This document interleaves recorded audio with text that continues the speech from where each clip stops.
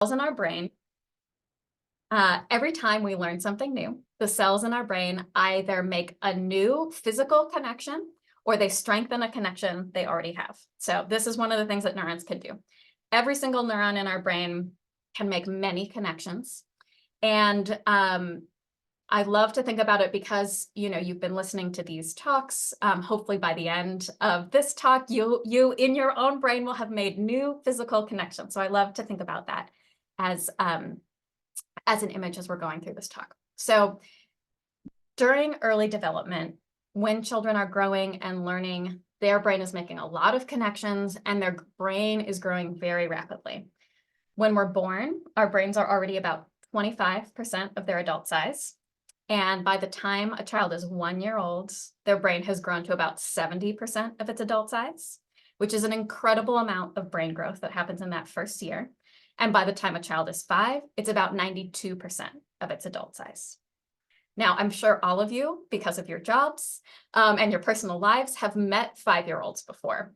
92% of adult size does not mean 92% done or finished. We have a lot of learning left to do, but it does mean 92% of this sort of foundational architecture of the brain. And this development continues. And so what's going on in the brain during this period where there's all of this brain growth is that children are learning so much, so quickly, that their brains are making new physical connections at just a phenomenal rate. The estimate, it's hard to know for sure, but scientists' best estimate is that children's brains make about 1 million new physical connections each second from birth to age 3. So there is just this incredible amount of brain growth that's going on. I want to take a quick minute to do an activity with you to get a little bit of a closer idea of what this looks like. So what's on the screen is five pictures of what a tiny piece of the brain looks like at different points in development. You'll see sort of this like central blob and then these lines extending out from it. The blob is the brain cell, and then the lines, those are the connections that the brain cell is forming. And so what I would like you to do is to take a minute in the chat and try and put these in order. So what do you think a tiny piece of the brain might look like when a child is 1 month old, when they're 3 months old, when they're 6 months old, 4 years old, and 6 years old? So I'll give you a few moments to try and put these in order. And if you're willing to share, put the order in the chat. So what order would you put A, B, C, D, and E in? Pop that in the chat.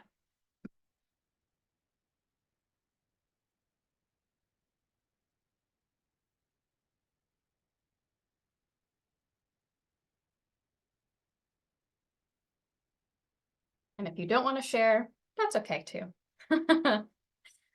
I'll give you another minute or so.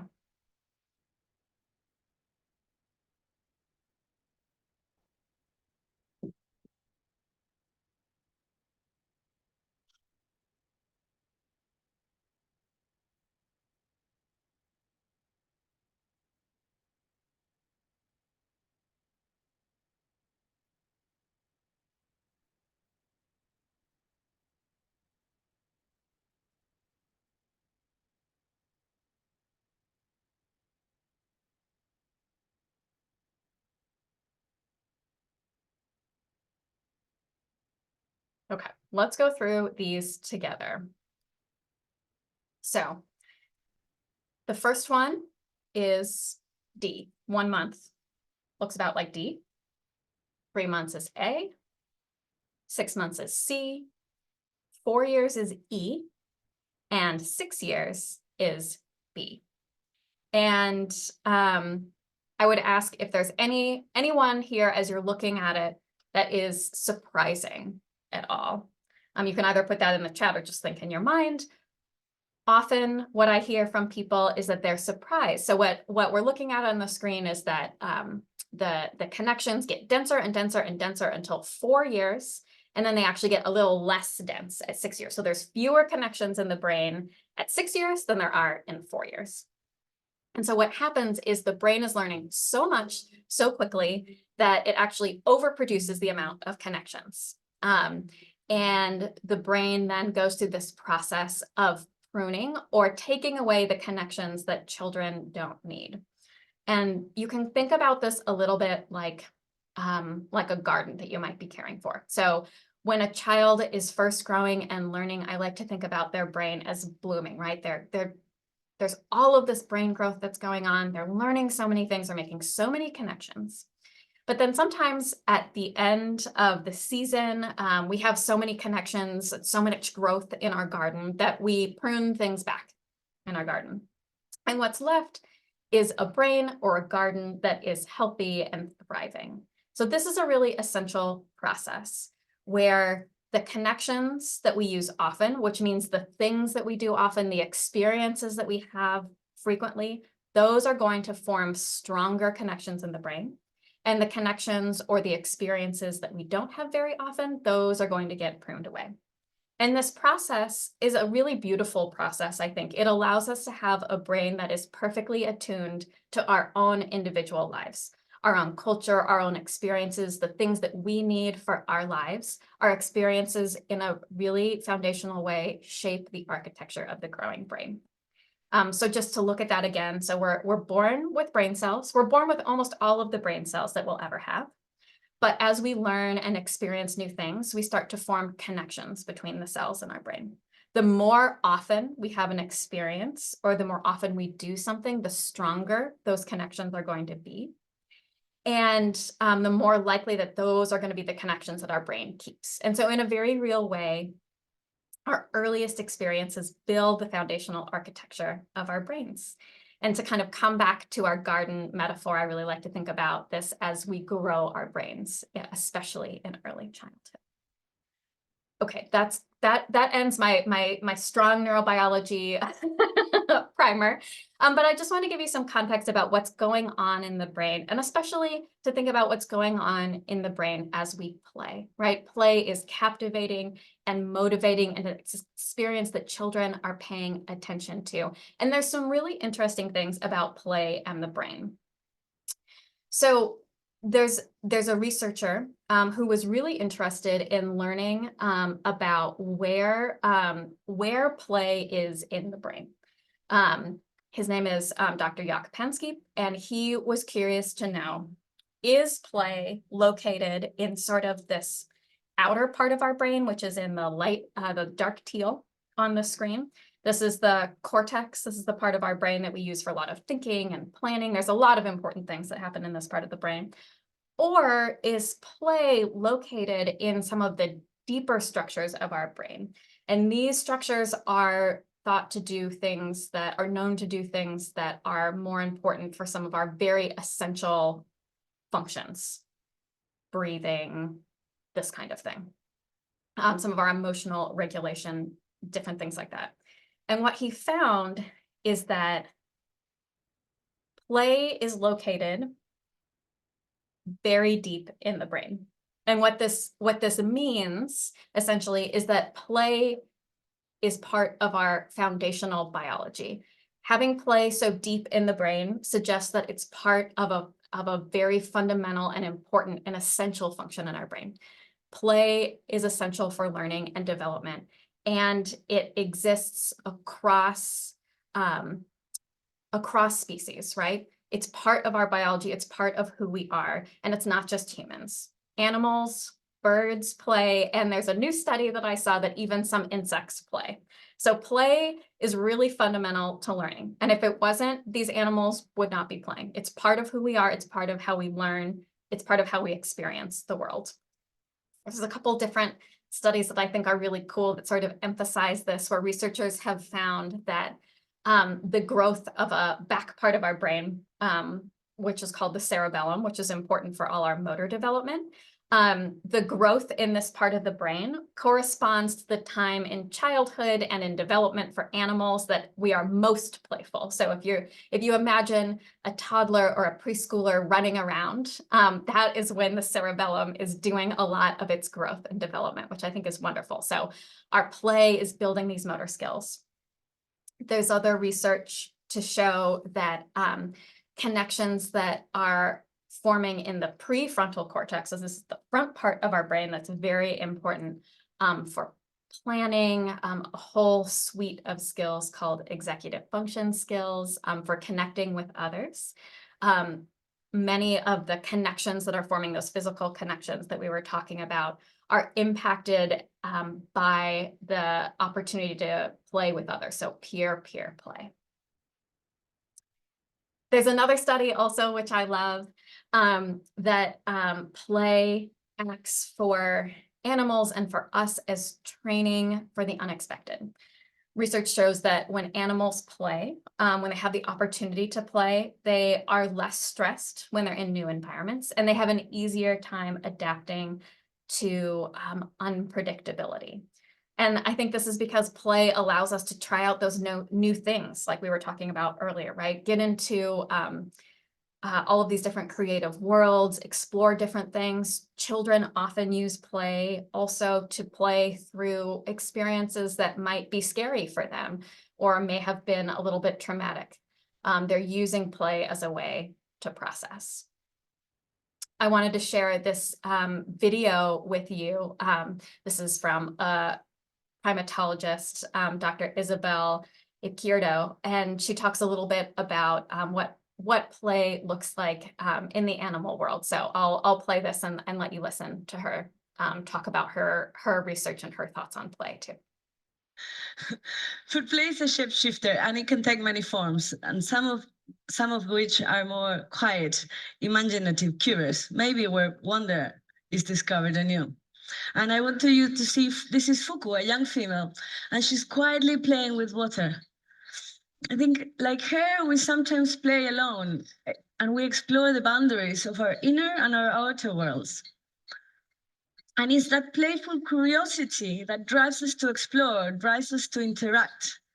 And then the unexpected connections we form are the real hotbed for creativity. So these are just small tasters into the insights that Bonobo give us to our past and present. But they also hold a secret for our future, a future where we need to adapt to an increasingly challenging world through greater creativity and greater cooperation. The secret is that play is the key to these capacities. In other words, play is our adaptive wildcard. In order to adapt successfully to a changing world, we need to play. But will we make the most of our playfulness? Play is not frivolous. Play is essential. For bonobos and humans alike, life is not just read in tooth and claw. In times when it seems least appropriate to play, it might be the times when it's most urgent. And so, my fellow primates, let us embrace this gift from evolution and play together as we rediscover creativity, fellowship, and wonder. Thank you.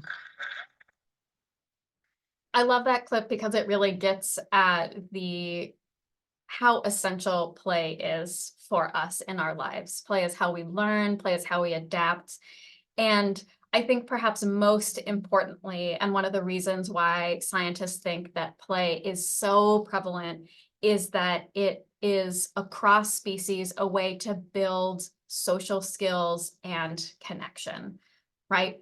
Children play in many different ways, and their play always has one thing in common, right? It helps us learn about the social world. And I think if there was one takeaway that I could give you from the research that we do here at the Institute for Learning and Brain Sciences, if I had to boil it down to one thing, it would be how critical and how often overlooked our social brains are. We learn best from other people in community, in social settings, and babies in particular, and infants and toddlers need those back and forth playful interactions to learn. All of us learn best that way, but children in particular need that social context, and play more often than not provides exactly that experience. We learn about the social world, and play in and of itself, right, is for all of us creates the space to be curious, and this playful curiosity is a powerful way that we learn about the world and our place in it. So it's this marvelous tool that's built into our biology that we can all use to grow and adapt and connect and change. As we're talking about play, so I'm going to transition to talking about play and a little bit about how we think about play in the course of child development and supporting child development. I want us all to keep in mind that while play is universal across humans, across animals, how we play and what we play looks different and varies. Play is highly cultural. It's social, right? So it's going to reflect the social settings and the cultures that we're part of, right? It is going to vary between individuals, families, cultures, region, age, personality. The list goes on, right? Different people and different cultures have different views of play. What is even defined as play? What is the nature of play? How often do adults engage in play, right? We at iLabs often think about adults playing often with children, but in some cultures that's not appropriate, or might not be appropriate for an adult to sort of roll around on the floor and make funny animal noises, right? In some cultures, great. In some cultures, that's not going to happen. There's differences in how much individual or group play. There's differences in expression and restraint. There's differences in the roles that children play. Children use play to understand their world and explore it. And so they're going to play through the roles that they see, what they see adults doing in their communities. They're going to show that in their play. And the list goes on from there, right? How competitive the play is, how group oriented the play is, is quote unquote cheating in a game. Is that a problem or is that creativity? So you can imagine there's the millions of different ways to play and the millions of different ways that children are going to engage in it. So I want to keep that as a framing for all of us. And to think about, in the different communities that you work with, the play may look different, but the play is there. Okay, so let's think a little bit about play as children grow and learn and develop. And I love thinking about play in the first year of life because I think that this one it can be kind of a tricky one. Young infants, very young infants, they're not building block towers yet. They're not doing a lot of imaginative play. And so I think sometimes for parents, it can be a little bit confusing. Like, how do I play with this young child? And so I like to think about it and frame it for parents in terms of what children are learning, right? And how can we sort of playfully engage in the learning that children are doing in the first year of life? And so some of the main skills that children are learning in this first year of life is developing their senses. The sensory regions of our brain do a lot of development, make a lot of connections in those first years of life. They're building motor skills and they're forming social connections. And so thinking about what play looks like and how play connects to these skills can be really helpful in supporting parents as they think about how to play with their children. Our team recently made a series of videos that is all about supporting play for infants and toddlers. So I'm going to be sharing some snippets of those videos with you during this talk. And once I pause later, I'll share a link with you too. They're just freely available on YouTube. So I'd like to share the first one now. And it talks about, even in the earliest stages, how playing together helps build our relationship with each other, build these social skills that we were talking about.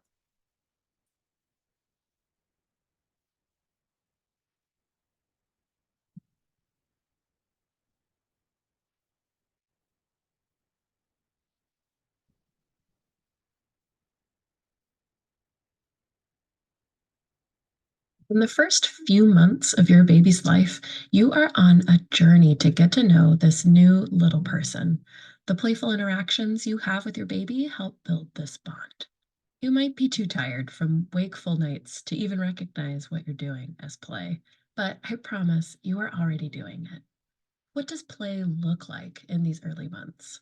Researchers have found that babies are capable of imitating facial expressions right away within hours of birth.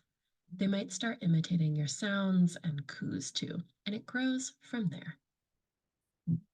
In this earliest form of play, adults are helping children learn about back and forth interactions and the joy of connection. This is a wonderful and powerful way to support brain development and nurture emerging relationships. At this young age, playing with your child may not look like the silly games you had imagined or elaborate games of make believe, but rather being in tune with your baby. Watch them, hold them, and notice their energy level in the moment.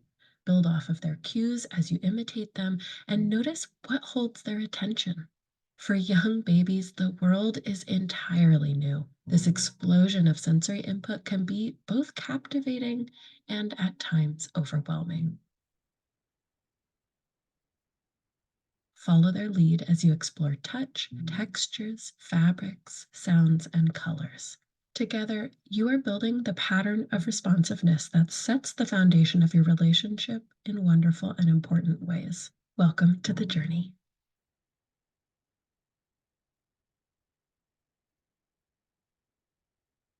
And so I think this brings us back a little bit to that message that I had earlier about how important the social brain is. And we really do build our brains in relationships, or I should say relationships build our brains. These back and forth responsive interactions are what help set that foundational architecture for our brains. And playfulness is a lovely way and an important and an essential way to help build on that bond and to build those back and forth interactions. There is all sorts of research to show the importance of strong parent-child relationships. They're linked to all sorts of different things later in life too, including, for example, a higher capacity for emotional regulation and even executive functioning skills. I'm going to share another little snippet from one of these videos that talks a little bit more about what play might look like from a very early age and some ideas of different things that parents can do. It may seem daunting to play with a newborn, but simple, playful interactions like making silly faces helps babies build social and cognitive skills. This is the perfect time to explore new textures, sights, smells, and sounds with your baby. And in fact, research links this kind of exploratory sensory play with cognitive development. Keep it simple. A soft washcloth or the interesting shapes and sounds of leaves in the wind might be totally captivating for your baby. Notice how they respond and give them time to react and explore. This pause is key. By waiting to see what they do, you can follow their lead. And as you play, remember that all of this newness can be overwhelming for both of you. So don't feel bad if your baby's not interested. Take a pause. Sometimes a change of pace or scenery, especially a quick trip outside, can be a great reset for both of you. The time that you spend together is all part of brain building play between you and your child.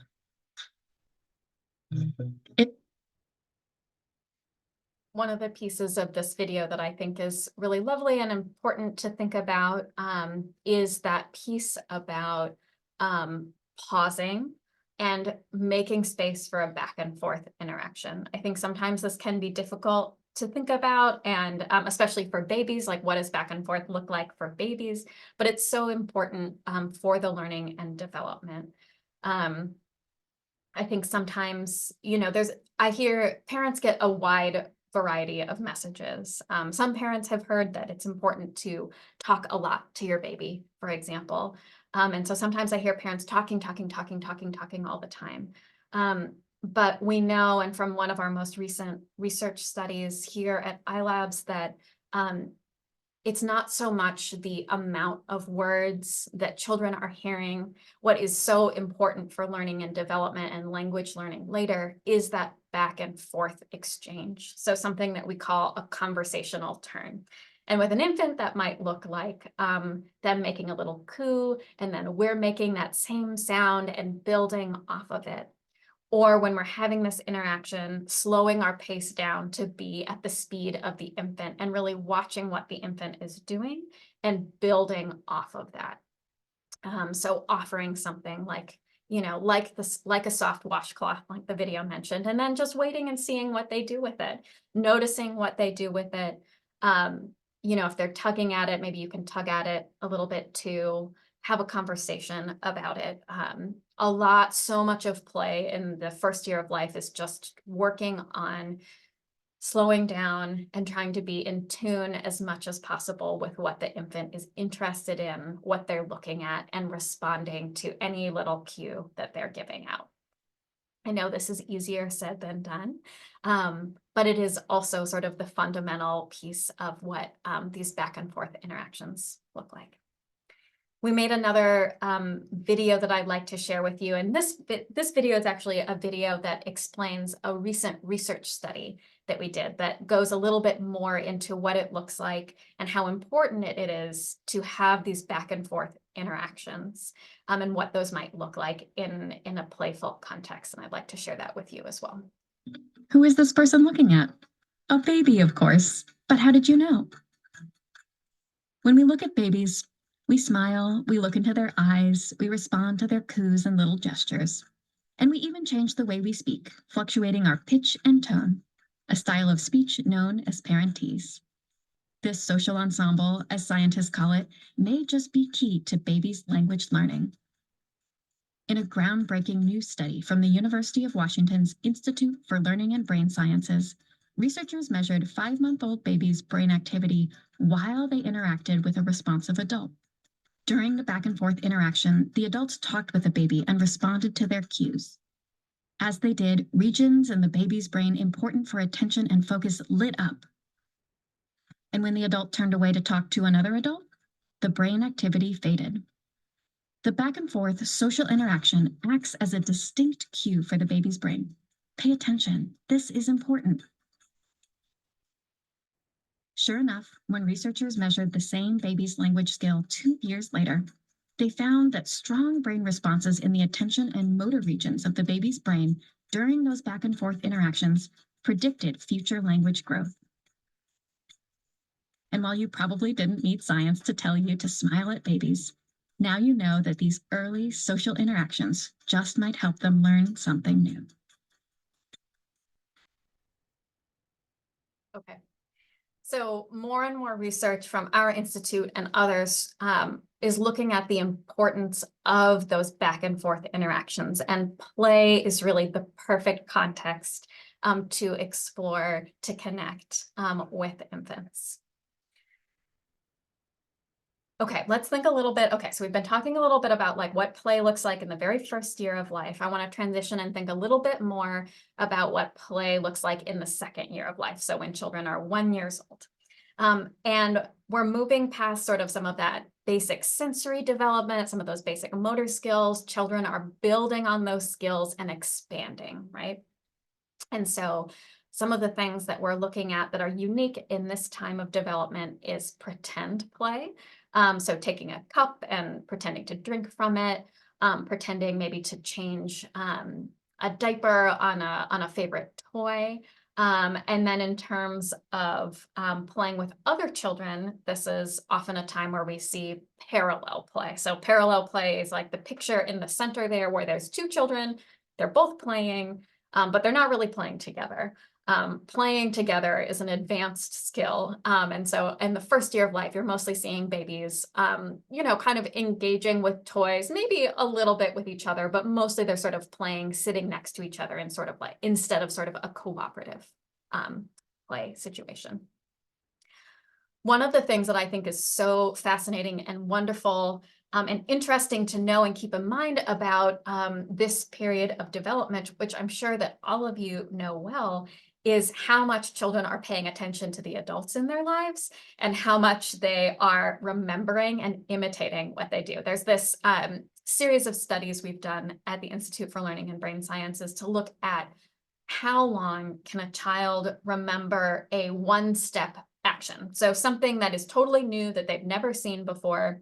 The children come into the lab, we show it to them, and then they come back a series of times later and we remember it, and we check to see if they remember how to do that interaction or that action that we showed them. So it could be something like collapsing a camping cup that they've never seen before, or putting their head on a box that lights up, something that they probably haven't done before. So at 9 months, children can remember this novel thing that they saw for about 24 hours. At 12 months, children can remember it for 1 month. By 16 months, so, a little less than a year and a half, children remember that thing that they saw in their first visit for up to 4 months, which is a long time. So children are really watching and paying attention to us. They're thinking about what we're doing and they're learning from us. So this is a marvelous time to think about, what are we modeling and how can we use play to teach the skills that we really want children to learn and grow from.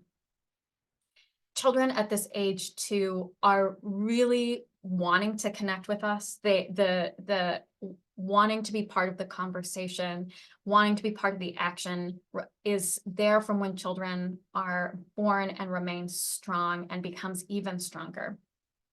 There's this study that I love that's a recent study here from iLabs, where they were curious about how much will children share, and is sharing something that children will do even from a young age. So in this case, they were looking at children who are 19 months old, so a little older than a year and a half. And kids at this age often have the reputation of not really sharing or being sort of selfish.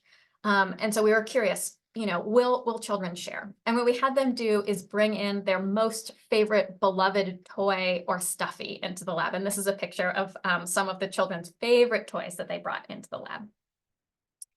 And here's a picture of one of the children in the study. And so the researcher had the toy. And you can see from the picture, this little girl is trying to climb onto the table. Like, she really wants to get at her favorite stuffy. And what they did is the researcher pretended that he accidentally dropped the toy in front of the table. And then they waited. And the question was, would the child who desperately wanted this toy give the toy back to the researcher as he was reaching for it, as if he wanted it to? And what they found is that many children, the majority of the children in the study, gave their beloved toy back to this researcher. And so what this tells us is that it's a reminder for all of us just how much children are paying attention to the adults in their lives, how much they want to connect, how much they want to have this social interaction, so much so that they're willing to share a favorite toy. And they've also repeated this with food as well. So this sharing and social connection is really important. And I think it gives some context for us to think about, as children are looking to us, what are the values that we want to model, and can we use play as a way to model it? Can we use play as a way to model sharing and connecting? There's a couple research studies that look at this age that I think are really interesting. Some that showed that if we model, for example, trying to solve a tricky problem over and over and over again, so perseverance, that children will actually try more at a tricky puzzle than if they hadn't shown us, if they hadn't watched the adult try over and over and over again. I think this one is particularly interesting, right? Because young children see us as adults, and I'm sure we seem so competent and capable. We can tie our shoes, no problem. We can walk up that step, no problem. We can drink our glass of milk, no problem, without it spilling.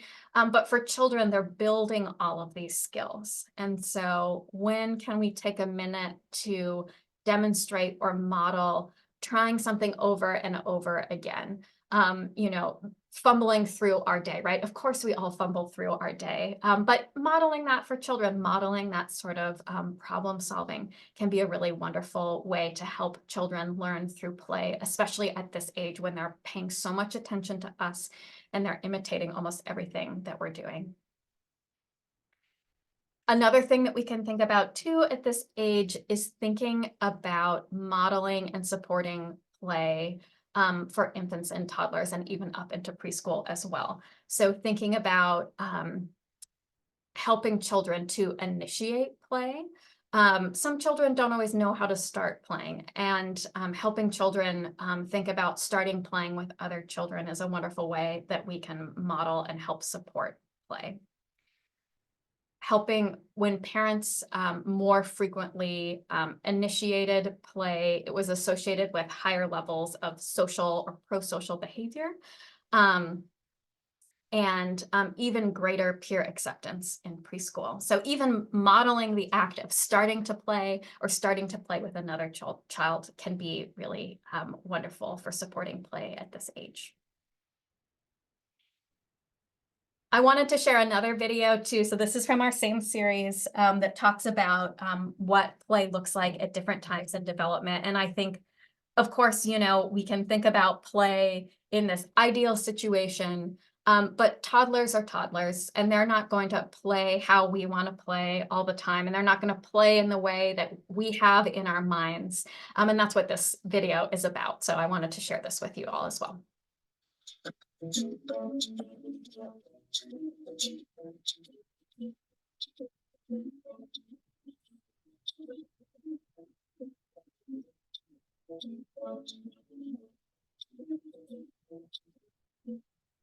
Is your crawling or walking baby driving you bonkers as they bop around your house, getting into anything and everything constantly? Well, this turns out to be an important part of their cognitive development. Research shows that between the ages of 1 and 2, children spend just as much time, if not more, playing with household items than they do with toys. Think things like measuring spoons, lamps, shoes, plants. You get the idea. And these interactions, they're pretty short. Babies tend to play with about 30 or more things every hour. Whew, no wonder they need a nap. Sometimes we can think of young toddlers as easily distractible, and parents might worry that their baby isn't focused enough on a single toy to learn much. But this research shows us that short bursts of varied play is totally normal at this age. So do your best to keep up and play along. This exuberant activity, as the researchers describe it, is a key part of toddlers' cognitive development. Okay, I love that study. It's not one that we did here, but I think it's a wonderful reminder also to keep in mind, right? We're playing with toddlers. They're going to rip apart the house. They're going to be their attention spans are going to be short. And not only is that developmentally appropriate, but it's part of how they play. It's part of how they learn. And I think it's a nice reminder for all of us to think about approaching children's play with curiosity, right? Letting children, as much as possible, when possible, lead the play and to play along with them. Follow their lead, follow them as they bop around the house, or, you know, sometimes let them safely bop around the house while we get something done. It's all part of their cognitive development. And in fact, sometimes when as adults, we can be so prescriptive in the way that we're explaining play or introducing play that can actually limit children's exploration, right? Like we were just talking about, children are really looking to us, they're imitating what we're doing. And so that's also something to keep in mind as we think about what is the type of play that we want to help foster in children. There's another study that I love, not from the University of Washington, it's out of MIT. And in this study, they were looking at how did the way an adult present a toy to a child change how that child played? So in one case, the adults presented this toy, and the toy is pictured here on the left. It's a toy that the researchers made. It's one that the children would never have seen before. And it has all these kind of fun features, like it plays music, there's a light, there's a squeaker, there's a mirror. And so in one case, the adult presented the toy as if they were an expert. They said, this is my toy, it has a light, this is how you turn it on. Then they gave it to the child to play.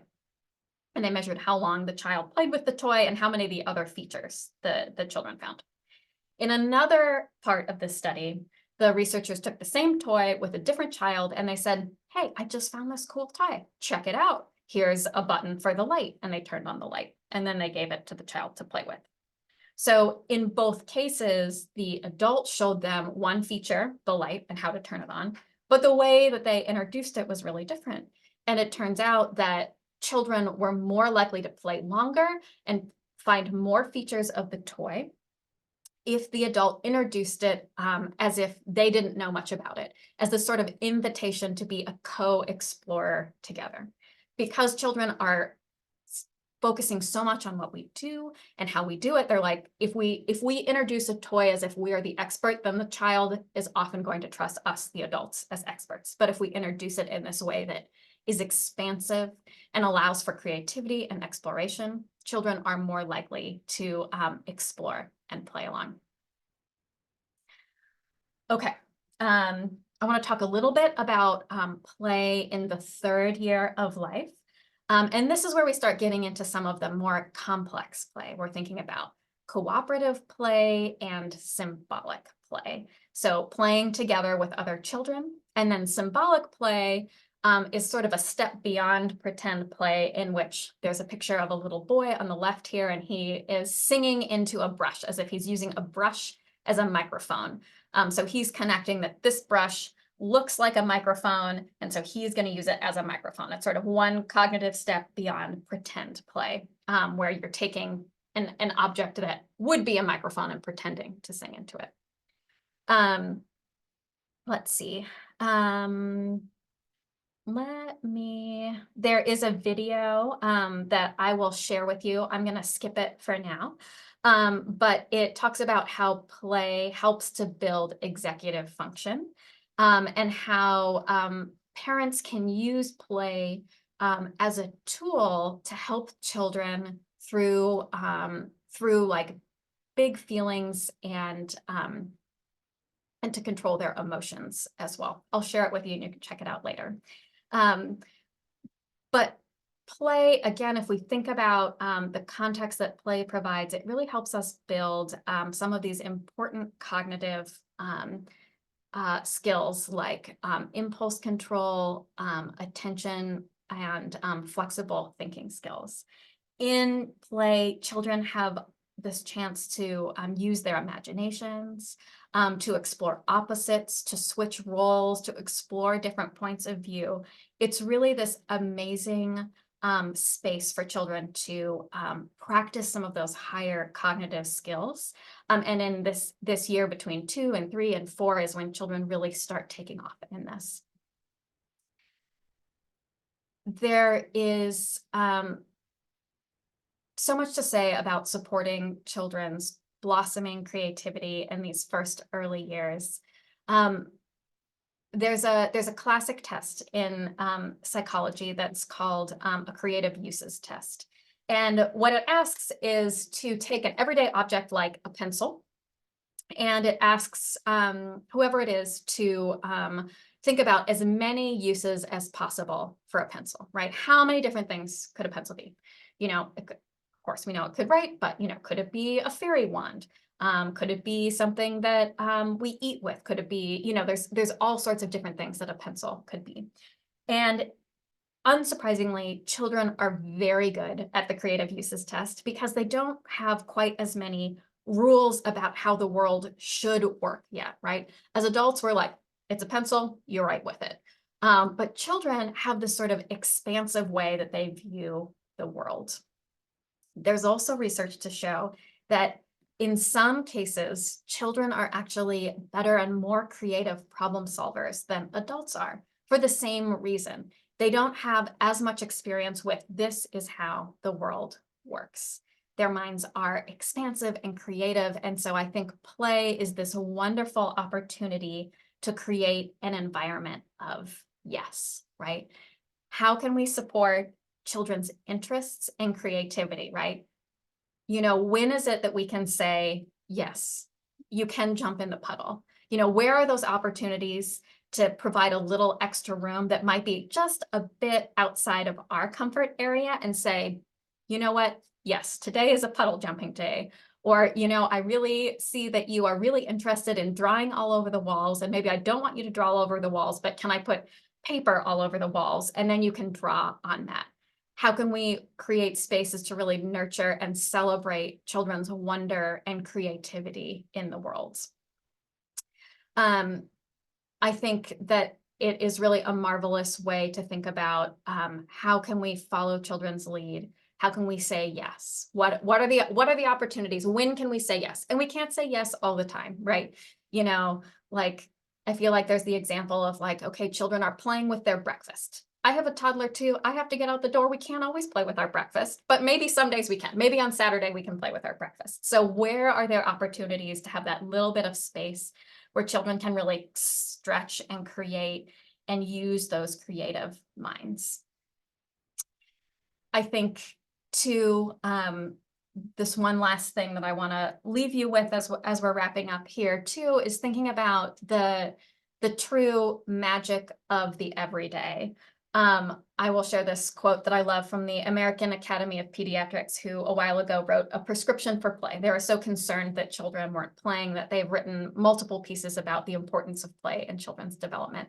And they said some of the best interactions occurred during downtime, just talking, preparing meals, working on a hobby or art project, playing sports together, or being fully immersed in child-centered play. I think that there can be this ideal of what play looks like, and all families are busy. Not every family has the chance to sort of like plunk down and play with kiddos on the rug. Of course, it would be wonderful, but that's not the reality. And so how can we think about making those everyday moments playful and meaningful? And how can we invite the child to interact with and engage with what we're doing, whether it's the laundry, taking a minute to eat the snowflakes, or sharing a meal together? Play doesn't have to look like toys on a rug. Play can look like so many different ways, and it can integrate in our lives in so many different ways. And if we take it back to all of the different things that children are learning and growing, and we're thinking about, you know, what are the skills that children are really going to need as they learn and grow, we've kind of collected this series of skills that we think is so important, right? Being able to take turns and seek help, solve problems, lead and follow and play, self-regulate, control impulses, explore the environment, think about routines, be aware of emotions, and shift attention well. And these are all skills that children are really learning and building through play. And then I'll take it all the way back to the very beginning. We learn best in relationships, and connection is key for all of us. It's how we learn, it's how we play, it's how we grow, and it's how we ultimately have meaningful lives. And so I want to thank you so much for being here with me today. If you have any questions, I would be happy to answer them now, or please feel free to email me. I'm going to get the link as well to the series of videos that we created and I shared with you today. And I believe I also sent out some resources that links to these resources that are available for you too. We have a large library of free resources that we'd love for you to use in whatever way is useful for you. Thank you so much, Amelia. And yes, we haven't quite figured out where all that stuff is going to live, but I will be emailing everybody who has registered for the conference and guiding you to access some of the resources from the symposium. So, well, we are really close to 4 o'clock, but does anybody have any questions on the brain and play and all the great information on how to play with 1-year-olds and play with 2-year-olds? I have a question. Go ahead. Do you know of programs that seek to teach adults in an active way, especially parents, how to get back in tune with their playful nature? Oh, that is a great question. And I feel like that's needed. I feel like I've heard of some off the top of my head, but I don't know any. I can't remember any, but I think that is, I think what you're getting at is one of those key pieces, right? How do we help adults feel comfortable playing and being playful, both for themselves and the children in their lives. I think that's really key. And I think there is this discomfort, right? Of like, oh, well, I don't have time to play. Play's not important. Play's not for me. But I think it's really, Or I feel silly. yeah, or I feel silly. Like it's not about me when I play. It's supposed to be, I'm not thinking about me anymore. Totally. I just put into the chat a resource from an earlier presentation this week from the National Institute for Play, which is Stuart Brown's organization. And there's a quiz in there on play personalities. And, you know, what maybe taking that quiz, I don't know if you're thinking about this for yourself or for families that you work with, but that quiz might help lead someone back to what their style of play is. I think some of us, as we grow older, we kind of forget how we played as kids. And so tapping into that is really, might be a way to help you remember what your style is. That's wonderful. Thank you. Yeah. All right, well, we are at 4 o'clock. And I'm just watching in the thank yous and everything in the chat. How nice. Thank you so much, Amelia, for sharing with us. And I will be sure to get that beautiful set of handouts to people that you created. Yeah, I'm just so pleased to have had you here today and sharing your information. Thank you so much for having me and for sharing your afternoon with me and for all of the incredible work that you're all doing. I am so appreciative and it's so needed. So thank you. Great. Thanks so much, everybody. We will be here again tomorrow at 12 and 3 with 2 more fabulous presentations. So absolutely feel free to come and join us.